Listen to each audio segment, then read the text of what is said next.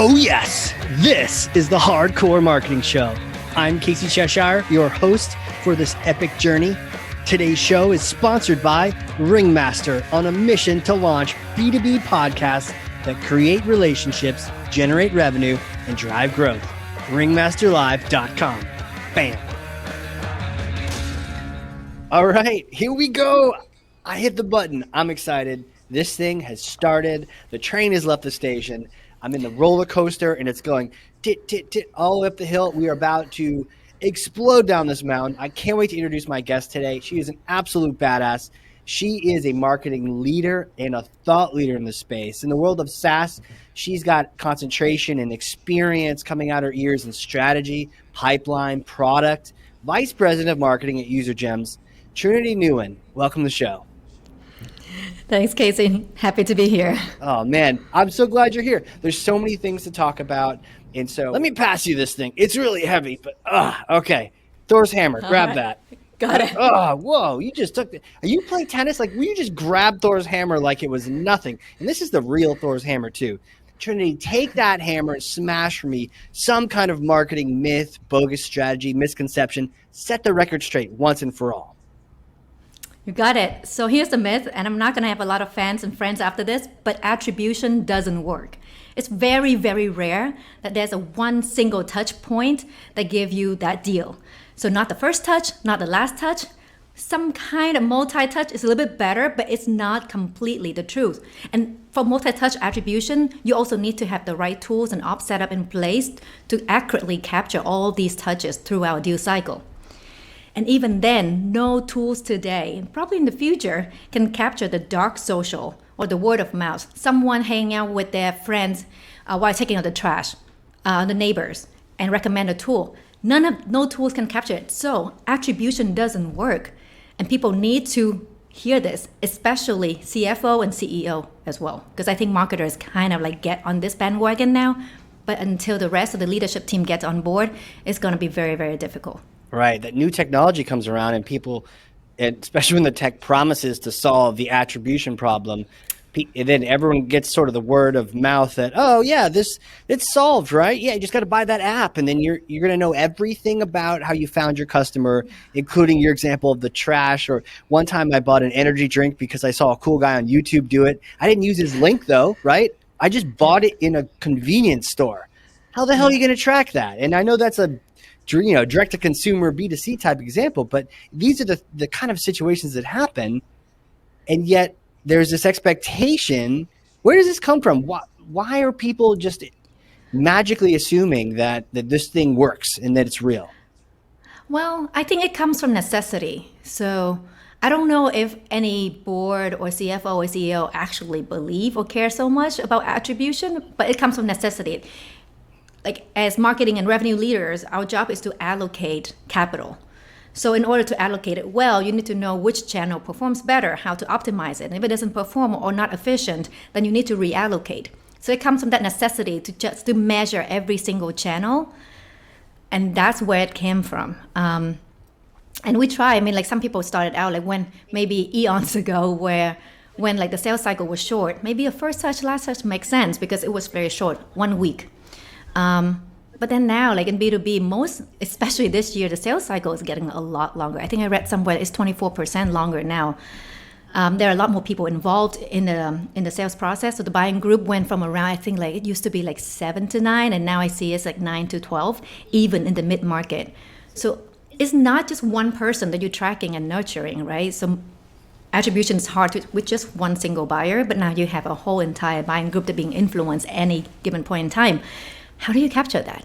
So from like first principle thinking, and just think of us when we buy a tool, can we map out all of our journey? And we know it's not linear. It's not easy to attribute because of this one thing that I bought the product.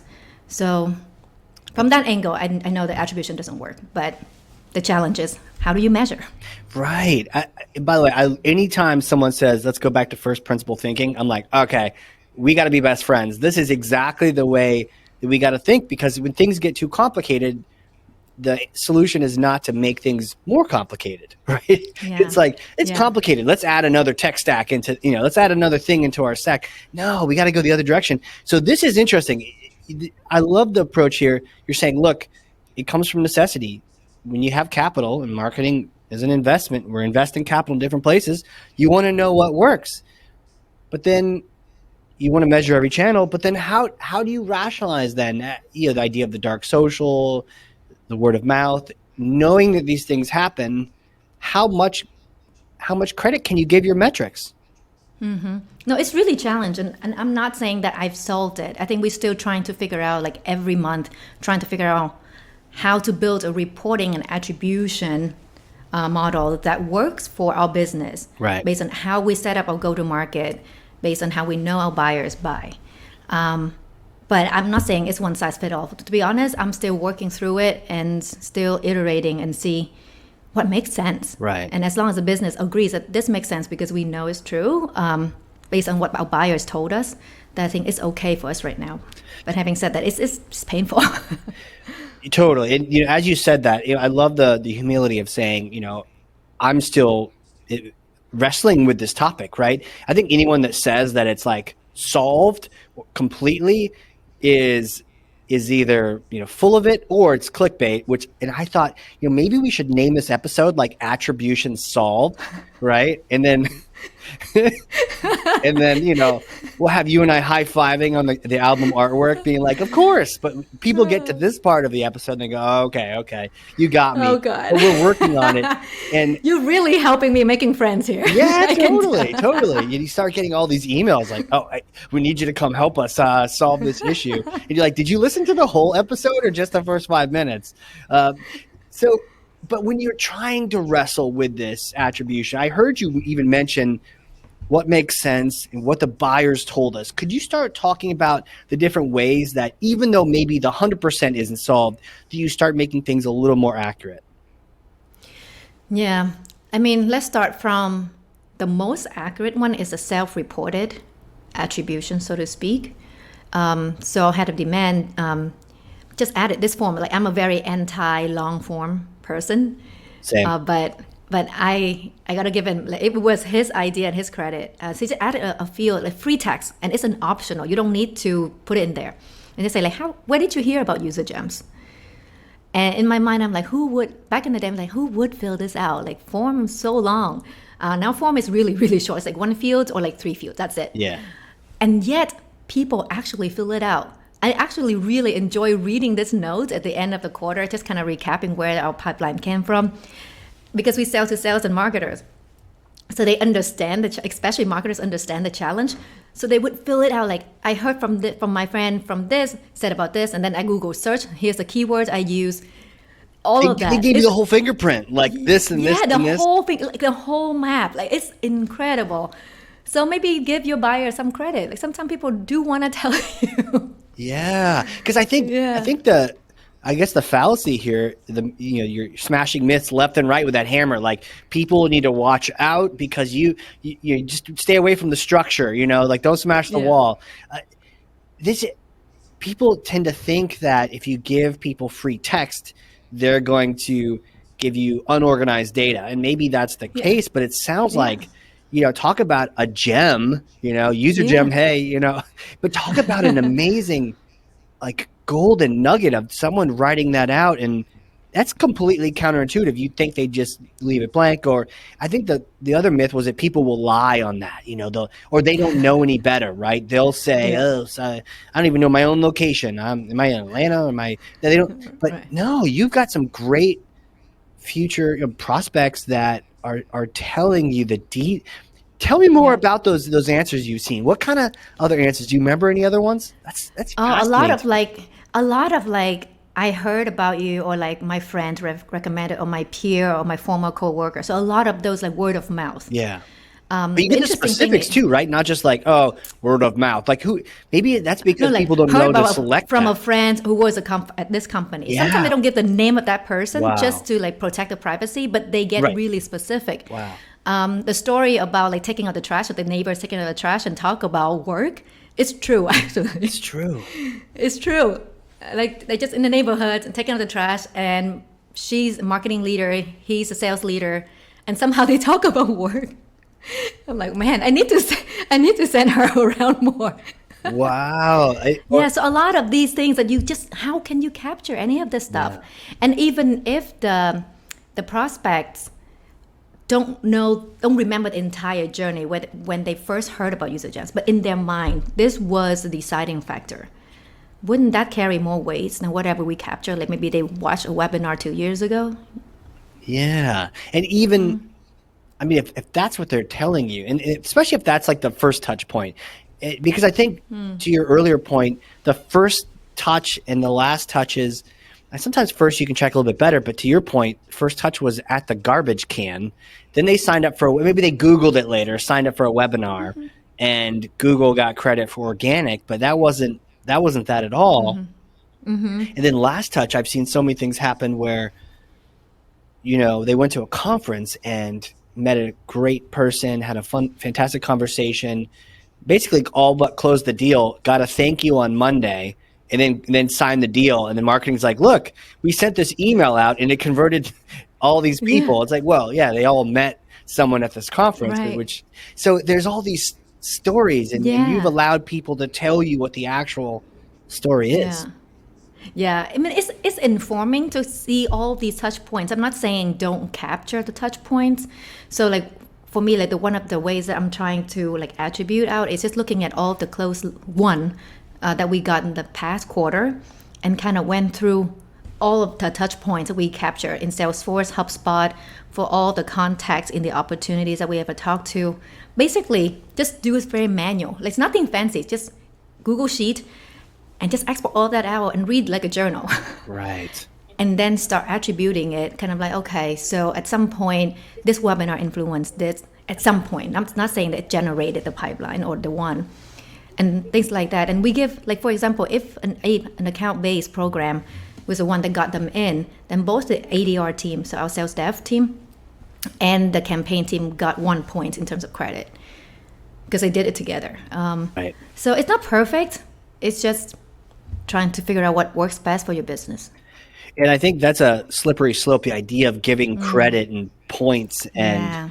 and then how many points for this. I once, when I was little Casey, I sat in a big conference room full of lots of important people, and I was probably the most expendable bottom of the food chain. And I was just sort of like in this room watching the head of sales, the head of marketing, and the CEO, and a million other people all debating for like 2 hours how much score points and attribution points to give certain things.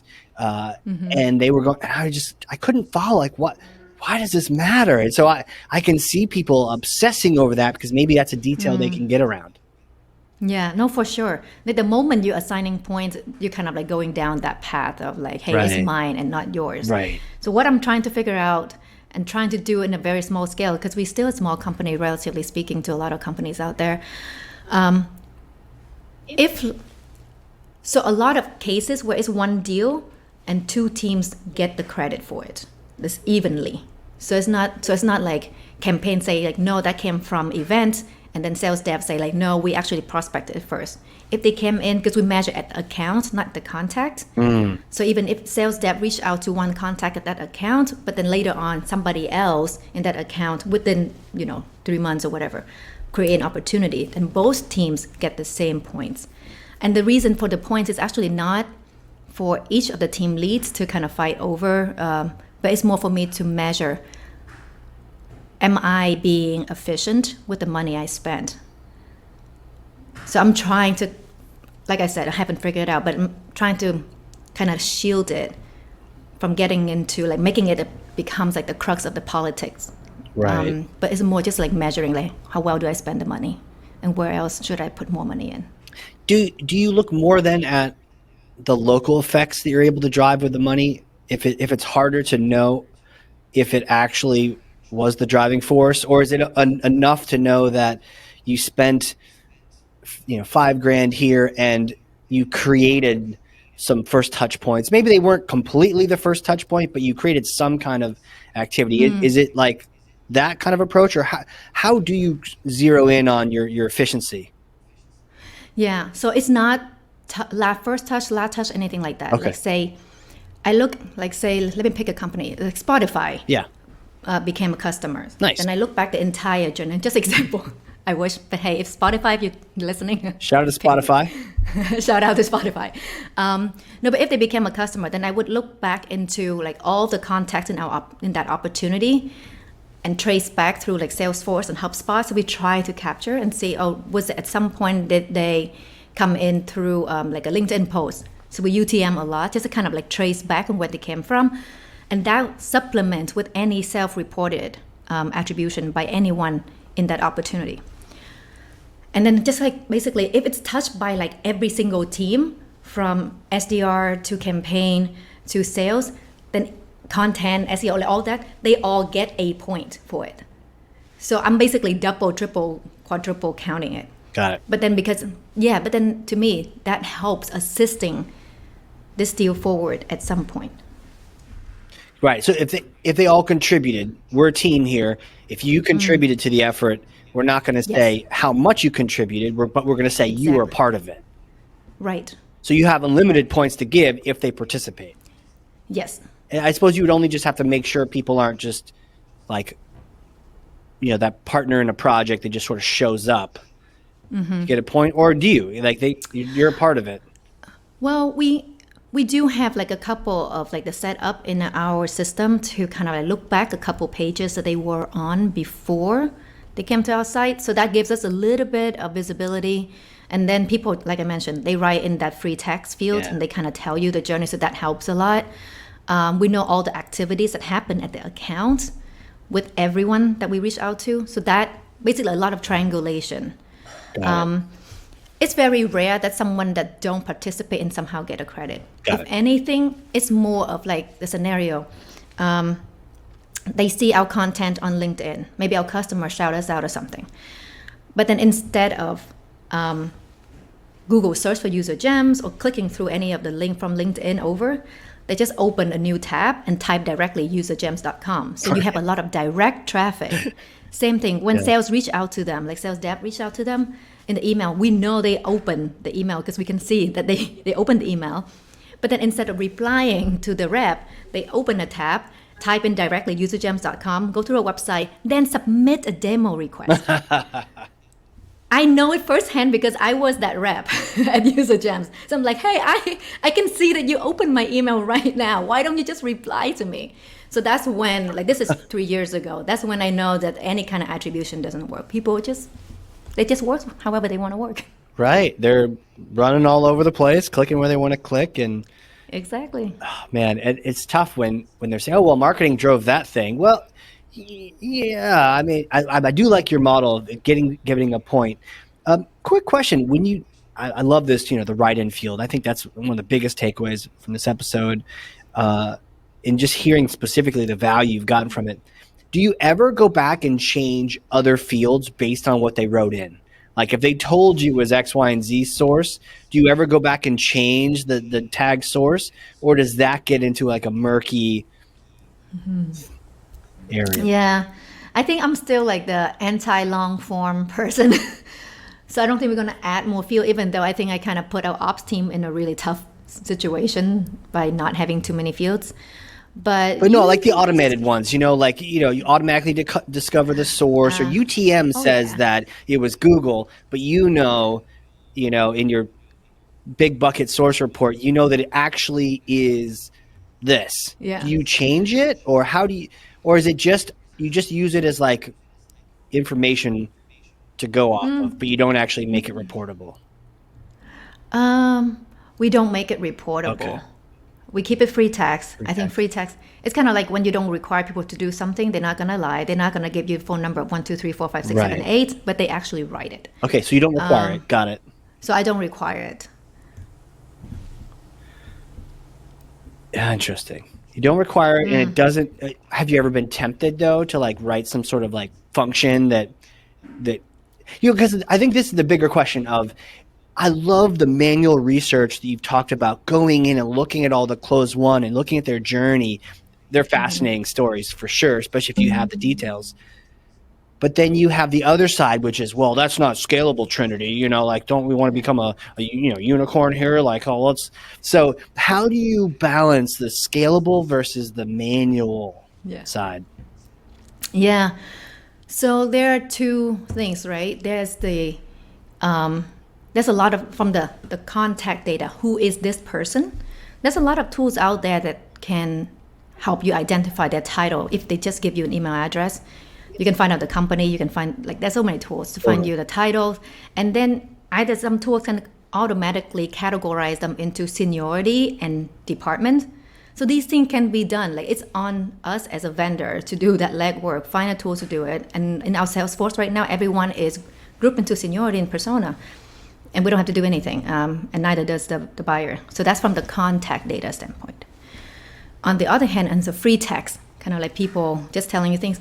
When it's scale, like I can't wait to try this. And I'm sure I've seen it, it's going to work. Export that field out, it's free text, and put it into OpenAI, ChatGPT, tell it to summarize it for you. Yes.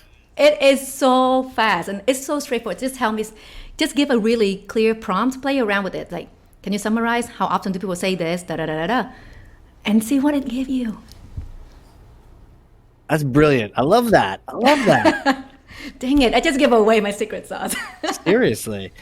And speaking of secret sauce, I want to take us in a little bit of a direction because you mentioned persona, and I do recall seeing that you have named your personas after a favorite candy in the United States.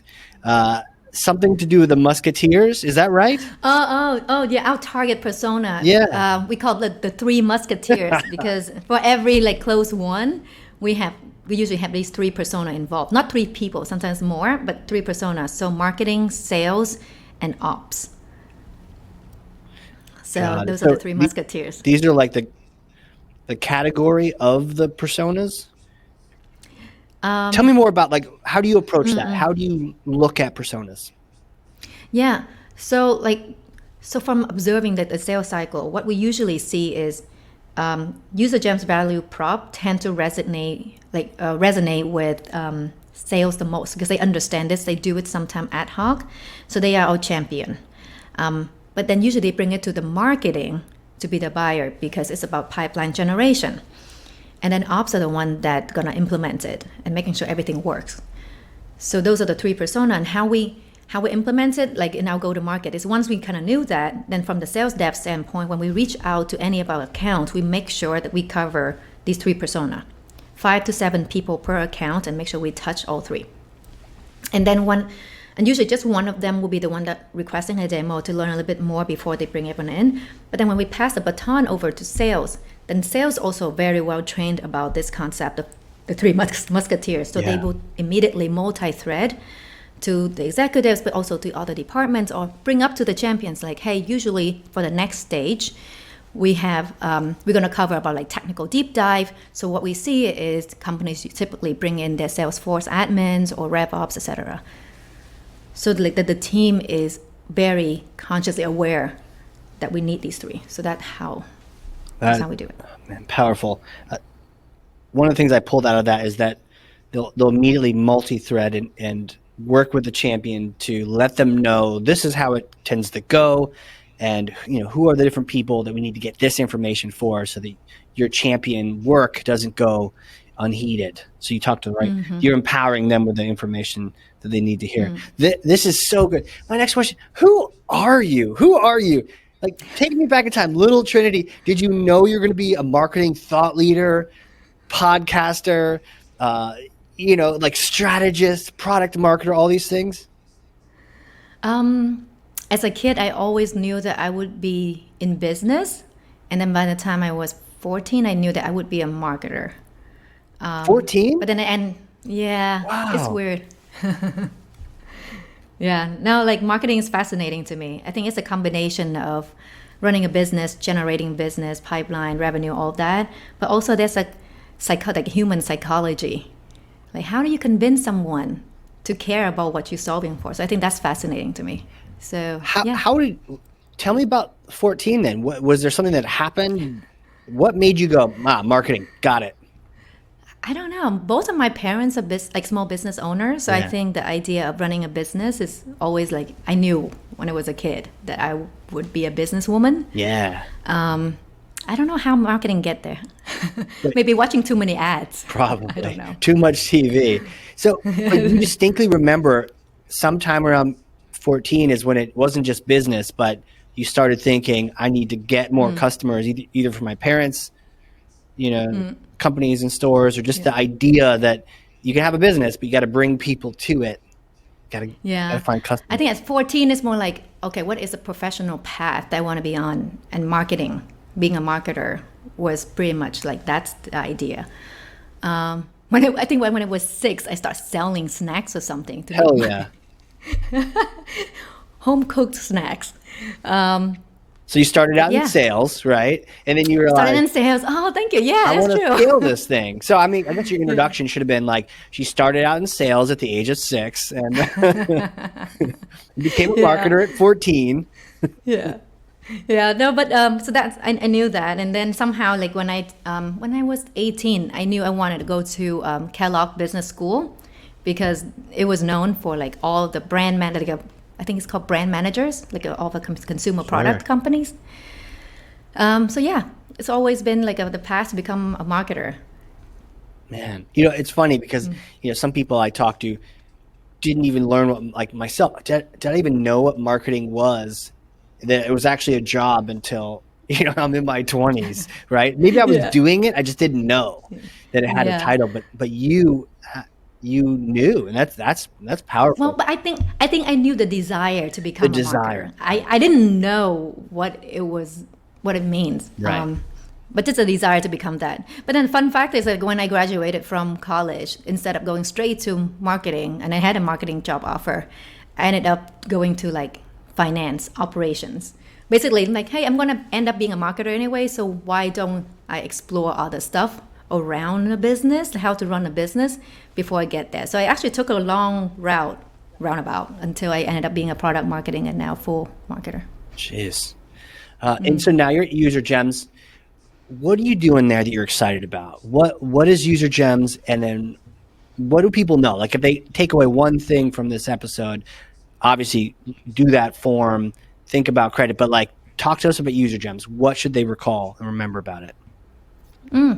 So UserGems is a software for sales and marketers. And the main product is we track your key contacts when they change their jobs so you can sell to them again at the next company. I love that. And then not just like single threading, right? Like when they land a new company, we also identify the rest of the buying group in that account so that your team can multi-thread and prospect better, and also marketing to the entire buying group. And this is one of those things, back to the conversation about scalable versus manual, that you can do manually for a couple people, but leverage that for a whole company. And maybe a good rep does it, but not all of them are doing it. And so it's hard to be on the lookout for all these signals. LinkedIn doesn't always make it easy for you to see that either. So, manually, so to have something constantly looking for your favorite customers and where they go, I mean, that sounds like magic. No, it's definitely, I was one of the original customers. So my previous company was the early customers of UserGems, and we saw it. We saw it before we bought the tool, and we saw that it became a 10% like consistently pipeline. And reps, the key part for every marketer to hear, reps love this type of leads. Because the buyers already know about your product. Even if they close lost opportunity contact, they already gone through the entire like buyer journey until the consideration. So it's so much easier for reps to work. So it helps aligning the team when you do this kind of play. It sounds simple, but it's actually pretty complex to set it up. But once you have it, it's an always-on pipeline engine for you. I love that, always-on pipeline engine. It reminds me when I was KC marketer out there and moving to different companies, I was always a big fan of Pardot for marketing automation. And I was like Mr. Pardot fan guy. And every time I was kind of a consultant too. I had like a consultant mindset. So I'd get to a company, I'd, fix whatever was broken, bring in Pardot, and then eventually, hey, everything's fixed. Go to the next company, right? And so I was probably a great example of someone. And every time I went to a new company, I was like, okay, we need to bring in Pardot to this thing. What is this tool? Nah, we're getting rid of that. Let's bring in Pardot, right? So I would keep doing that. And so the idea of leveraging little cases all over the place who just love the product, and every time they move, you're taking good care of them. That makes so much sense. Yeah, I mean, like the story you said, I mean, it makes sense. The power of like raving fans, right? Yeah. So that's the Gong term. Gong's one of our customers. So that's how they describe Shout out to Udi. Shout out to Udi and the whole magician. entire team. Yes. But like the question that people we usually hear is like, well, if they are our raving fans, then they're going to come back anyway. But that's what people think. You don't know what you don't know. So I can't share like a lot of data because it's proprietary, but I was a Chorus power user, like Gong and Chorus, the competitor. Yeah. I love Chorus. I told everyone about Chorus. But then when I left a new company, they didn't have any tool. What happened? Someone's reaching out from Gong. I see their content. My mind changed. And I gave Gong a chance because they reached out as well. I've been a raving fan for the last 3+ years. Never looked back. Oh, snap. So you don't know these scenarios. You don't know what you don't know. It's like the super dark funnel. Yeah. So Of course, it's like check. Yeah. Have they ever tried contacting you afterward, being like, "Come back," and you're like, "I got a new BFF, Gong." It's hard. Like once a buyer, like kind of like the brand loyalty is with someone else, it's really hard. Like us as buyers, there's no gain for us to be loyal all the time, right? Like we always have FOMO, the shiny object syndrome. Like that's a new tool. Why don't we give it a chance? And what if we like that sales rep? So there's all these things. So why would you leave your best fans up for competitors for grab? So what we usually do when we talk to companies is like, before you buy UserGems, let us run an audit on your CRM and tell you how many of these fans that you have that are already at new company but have not yet contacted you, have not yet been added to. 80 to 95%. Even some of the best brands out there, you would imagine. I was shocked when I saw it. Well, it's one of those things where the data is constantly degrading. I once did a webinar with like a data vendor, and as a marketer, I had always thought of my data as like gold under a dragon. So you're hoarding gold, it's your treasure, you're sitting on it. You're like, look at me in my gold pile. And I'd worked at companies that had treasure accumulated since the 70s, right? But what they don't realize is no, actually, it's constantly eroding. And you really, back to our original conversation about you need to invest that capital. You need to invest in the capital of your data before it disappears on you. It's constantly leaking out of the floor. So you want to really utilize it to get more before the rest goes away. It was a big aha for me. So I got from you that loyalty is great if maybe you're a first mover and you're following people, but there is always an opening for someone else if you're not staying on top of it. Is that right? Okay. Yeah, 100%. And then people, like, how often do people stay in the job markets these days? Probably 2-3 years a stretch. So your data, like you said, your data, like it's gold now, but then it's gonna get deprecated. Right. So in a perfect world, I'd love to, and I hope that UserGems can help us get there because I'm using it internally. Like this is our play internally, and our ADR team loves it. But I think about like our contact database is not like a database in the way that kind of Zoom Info set it up, where it's a massive database with rows and columns, but it's a dynamic. So that like my data for my sales team, my sales dev team, and my marketing advertising is constantly refreshing in Salesforce at all times, so that like we don't waste any dollars. The most scary thing right now for me is that if we're advertising to the wrong people or people who left the company and then started their new gig or something, like not our ICP, right? Then I just wasted marketing. So. Yeah, even worse when they sign up for a demo and they wasted your click and sales' time and BDR's time and everything. The wrong people will certainly do that. So really powerful. So more of a final question for you. It's a bit of a hypothetical question because I may or may not have a time machine here in New Hampshire, right? It's a possibility. So let's say you come visit next conference you're at, come to Boston, come visit. I'm just north of there. Time machine's in the backyard covered in a tarp. So we get some lobster, some beer, and then we go in this time machine, but it's a special kind of time machine where you get to visit yourself. And you get to see and visit and talk to yourself just after graduating with that undergrad, right? So not even Kellogg yet, but undergrad degree, and you just graduated, like 4 days ago. You get to meet yourself. You get to meet that Trinity. What kind of things do you say to her? What kind of things do you tell yourself? What things would you give yourself hints about?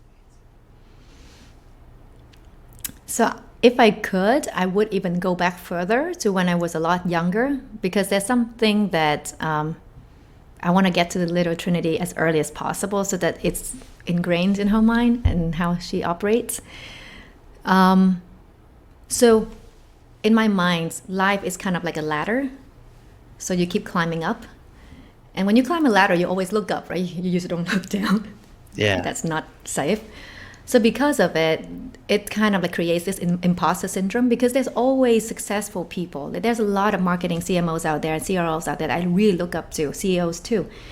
So if I think of life like a ladder, then I always look up to them, and therefore I think of myself as small, because you always look up. But then you forget about like how far you've come and have confidence in your ability. So I would go back to the little Trinity and saying that life is actually not a ladder, it's flat, and it's just full of people running their own path, and every now and then you cross paths with someone, and it's great, and you have a good experience, and then you move on and they have their own path to tread. So that image is something that I really wish I could instill in little Trinity, maybe when she was 5 or something. Wow. No more ladders. No more ladders. Burn the ladders. So powerful. So much fun. Where can people get in touch with you? They want to reach out, touch with you, UserGems, all the things. I'm very active on LinkedIn, so find me on LinkedIn, Trinity Nguyen at UserGems. Find UserGems, usergems.com. Follow our LinkedIn page if you're not ready to buy yet. We have a pretty fun content and company page, so yeah. Now, you mentioned the idea of checking your database. Is that something that, a lot of marketers listening, is that something that they can do? They can reach out and UserGems folks can look, because I that sounds fascinating to me. You've got several thousand, however many you have in your database. Check to see how many have already moved on and you don't even know. 100%. How many have moved on, and then where are they at now? Like, do they land in your ICP? Do they have the right persona? Basically, all that filters. We can basically just think of UserGems almost like this dynamic database I talked about. We can also look into you're doing ABX, you have 1,100 accounts. We'll tell you how many contacts are being missed right now in your Salesforce, aka your sales team are actually not reaching out to all the people that they should. Wow. How do we get that? It's free. Just reach out to you. Just send us a demo request and we'll set you up. So So should we go to the website and do demo requests? Is that the right thing? Because we can link to it from the show notes here. Yeah, absolutely. Okay, cool. Maybe the contact page right here. And I see that box we talked about. How did you hear about UserGems? And yes, everyone listening, you know what you're supposed to write. You were supposed to write, I heard it on the Hardcore Marketing Show, or just say HCM, to abbreviate. Little winky face. Powerful. It would be great for you to start reading some of those things in the comments. But I would love for everyone to check their database out and find, remember, this stuff is disappearing underneath your feet. So it would be good to find out. Just understand just where your data sits and then leverage those gems. Amazing. Trinity, thank you so much for coming on here, teaching me, laughing with me, sharing all these things. No, thank you so much, Casey. It's really fun. This has definitely been a fun one, but one with takeaways. I can't wait to make sure that we have these forms on our site, these fields, and you have a model form here on your site. So even if you're not necessarily going to do a demo, people, you're listening, check out this landing page. It's beautiful, social proof, good headlines, good design, short form, and that field. How did you hear about it? And fill that thing out.